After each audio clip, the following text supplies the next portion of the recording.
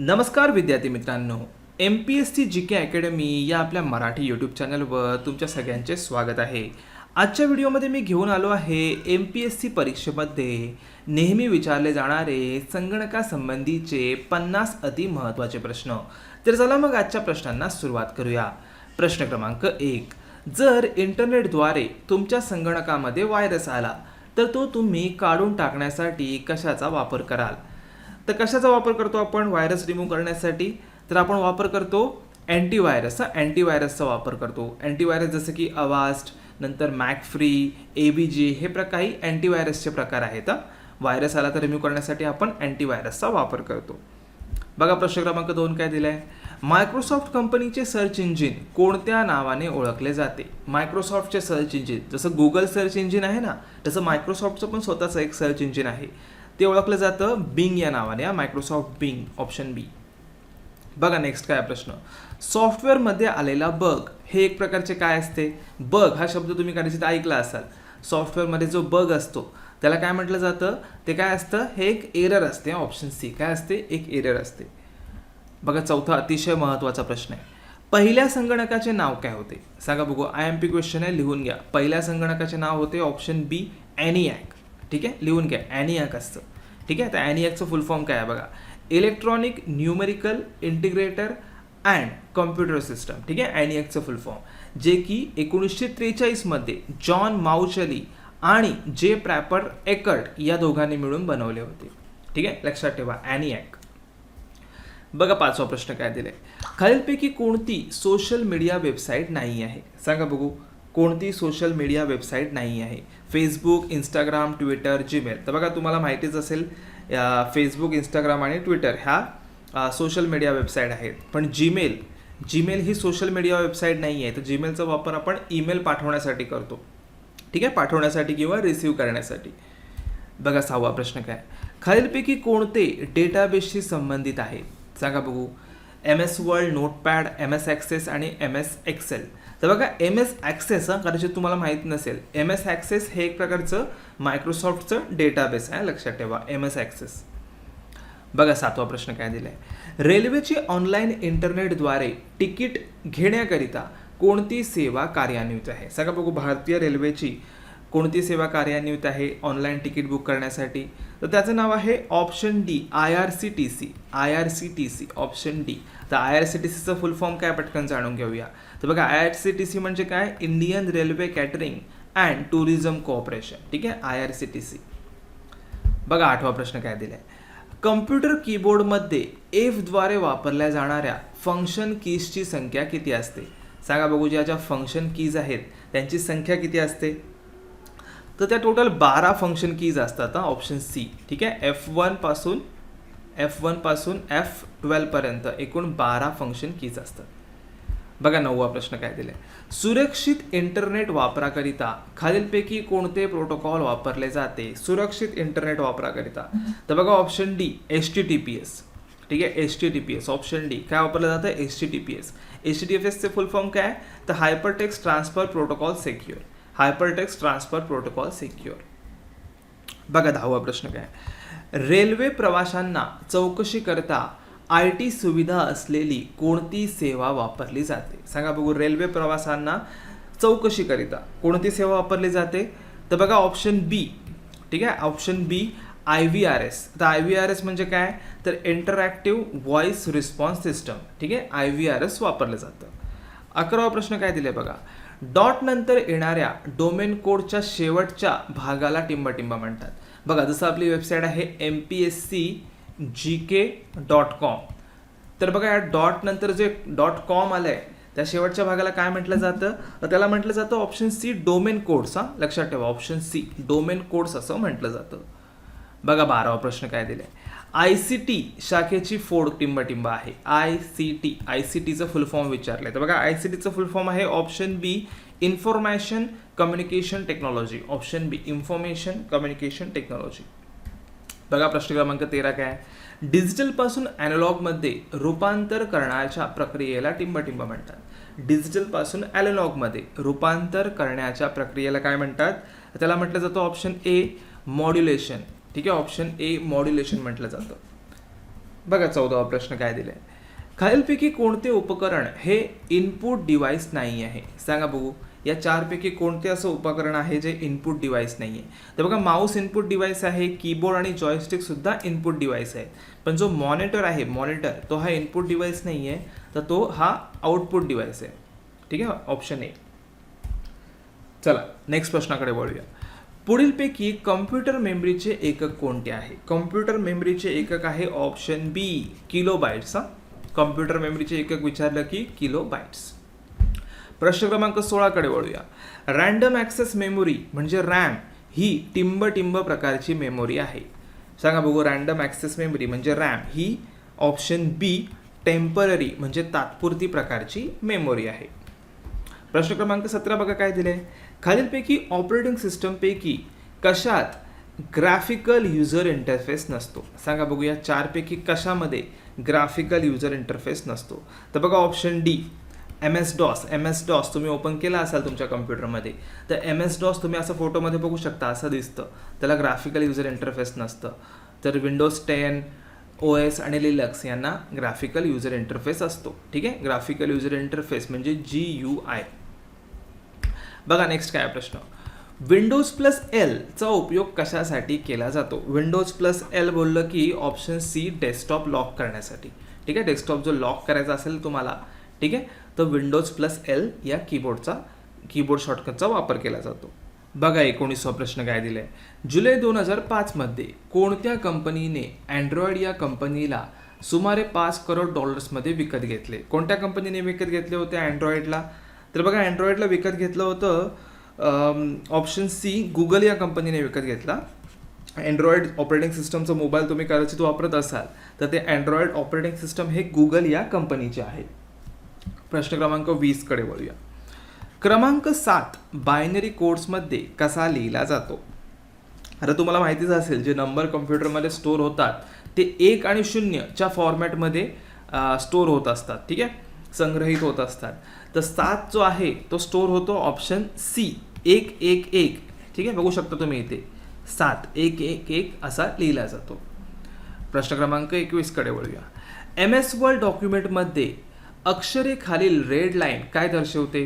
सांगा बघू, MS वर्डमध्ये तुम्ही काम केलं असेल तर जी रेड लाईन येते अशी अक्षरे खालील ती काय दर्शवते? तर ती दर्शवते ऑप्शन बी स्पेलिंग मिस्टेक. ऑप्शन बी स्पेलिंग मिस्टेक दर्शवते. बघा पुढचा प्रश्न काय. जेव्हा कम्प्युटरवर आपण एखाद्या डॉक्युमेंट फाईलमध्ये काम करत असतो तेव्हा ते डॉक्युमेंट तात्पुरते कुठे साठवले जाते? सांगा बघू, कुठे साठवले जाते ते डॉक्युमेंट? तर बघा ते डॉक्युमेंट हे रॅममध्ये साठवले जाते. रॅम म्हणजे रँडम ॲक्सेस मेमोरीमध्ये साठवले जाते. बघा नेक्स्ट काय प्रश्न. ISPचे फुल फॉर्म काय आहे? ISP जर तुम्ही घरामध्ये ब्रॉडबँड कनेक्शन लावला असाल तर तुम्हाला माहिती असेल, जो इंटरनेट सर्व्हिस प्रोव्हाइड करतो त्याला ISP प्रोव्हायडर असं म्हटलं जातं. ठीक आहे, तर त्याचं फुल फॉर्म काय आहे ISPचं? ऑप्शन बी इंटरनेट सर्व्हिस प्रोव्हायडर. ऑप्शन बी. प्रश्न क्रमांक 24 कडे वळूया. संगणकास आपण पुरवलेल्या माहितीमध्ये त्याने केलेल्या बदलांना काय म्हटले जाते? सांगा बघू, आपण संगणकाला माहिती पुरवतो आणि तो जो बदल करतो त्याला काय म्हटलं जातं?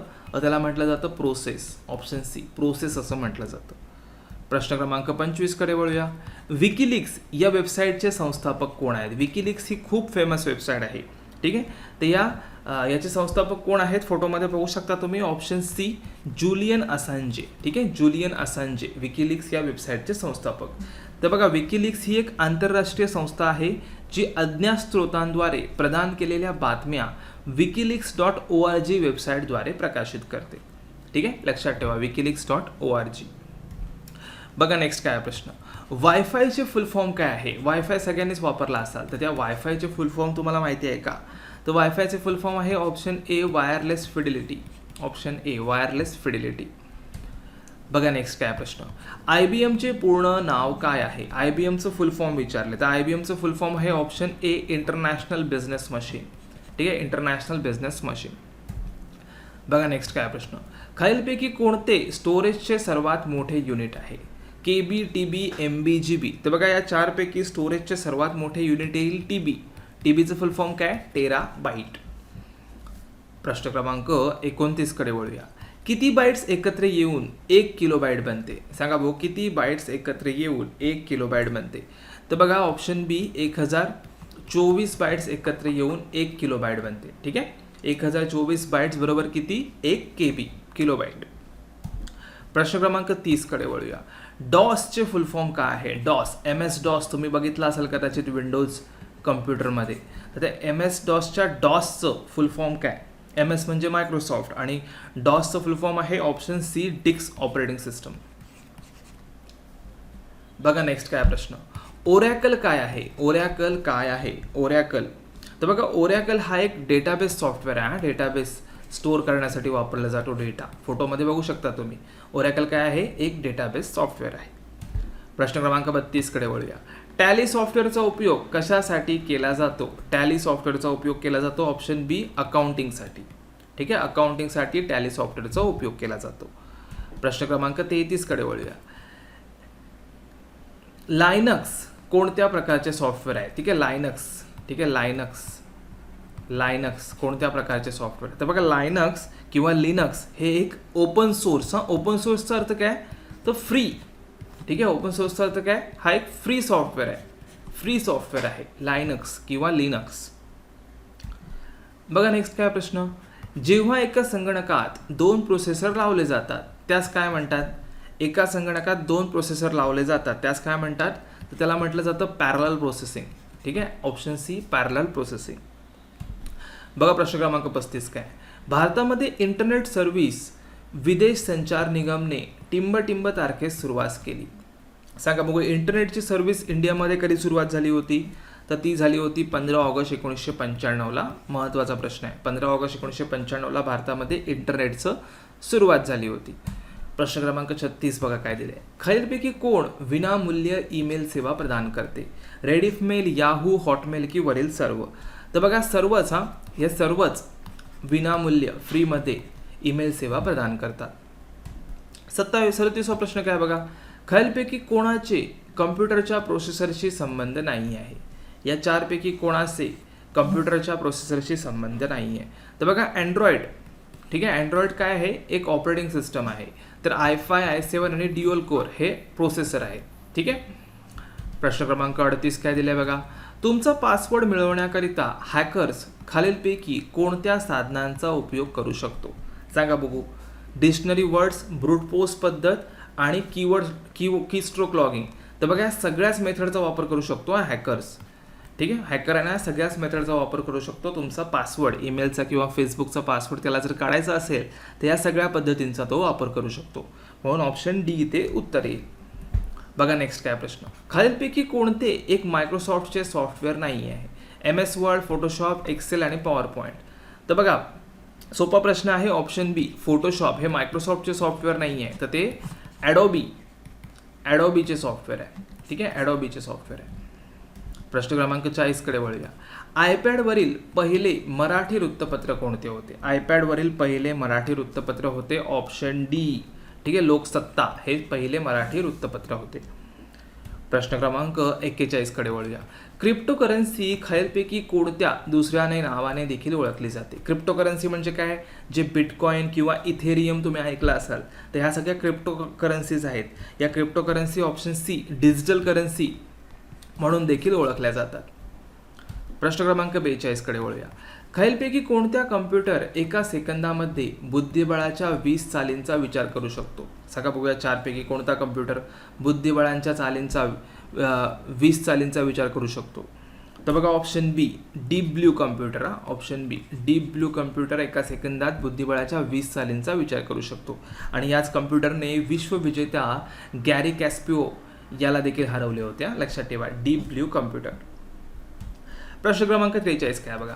सर्वप्रथम विकसित करण्यात आलेली संगणकीय भाषा कोणती आहे? सांगा बघू. सर्वात प्रथम विकसित करण्यात आलेली संगणकीय भाषा जसं जावा, C++ तुम्हाला माहिती असतील. तर सर्वात पहिली भाषा कोणती होती? तर ती होती ऑप्शन बी, फॉर्ट्रॉन. ठीक आहे, सर्वात प्रथम ही 1956 साली विकसित झाली होती, फॉर्ट्रॉन. प्रश्न क्रमांक 44 काय बघा. AI म्हणजे आर्टिफिशियल इंटेलिजन्स. याचा अर्थ एका कृत्रिम उपकरणाला इंटेलिजन्स देणे. ही संकल्पना 1956 साली टिंब यांनी मांडली. सांगा बघू AI ची संकल्पना कोणी मांडली होती? तर बघा AI ची संकल्पना मांडली होती ऑप्शन ए मॅककॅर्थी यांनी. बघा फोटोमध्ये बघू शकता तुम्ही मॅककॅर्थी. प्रश्न क्रमांक 45 काय बघा, अनुपम कम्प्युटर कोणाद्वारे विकसित केले गेले होते? अनुपम कम्प्युटर. तर बघा अनुपम कम्प्युटर हे ऑप्शन ए BARC म्हणजे भाभा ऑटोमॅट रिसर्च सेंटर यांनी 1991 साली विकसित केले होते.